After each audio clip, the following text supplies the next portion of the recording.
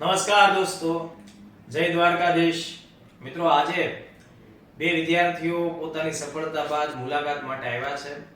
પાર્થ અને સની. આ બંને મિત્રો તાજેતરની પોલીસ ભરતીમાં સફળ ઉમેદવાર બન્યા છે.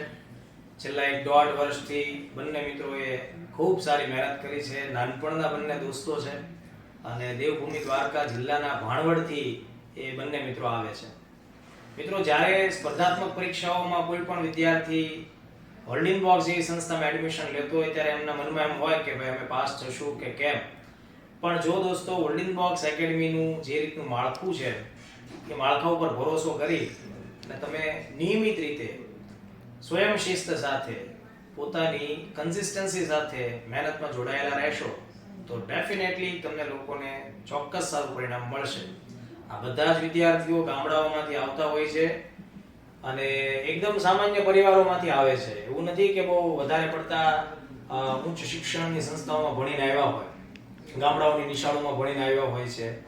ગણિત, રીઝનિંગ, અંગ્રેજી એવા બધા વિષયોમાં કંઈક ને કંઈક થોડીક નબળાઈ પણ રહેતી હોય, પણ પોતાના આત્મવિશ્વાસ, સંસ્થાના માર્ગદર્શન અને પોતાની સતત મહેનતથી એ લોકો આજે સફળતા સુધી પહોંચ્યા છે.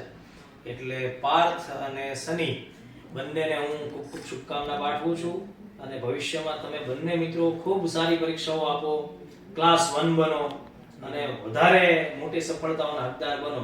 એ પ્રકારની શુભકામનાઓ છે. Thank you.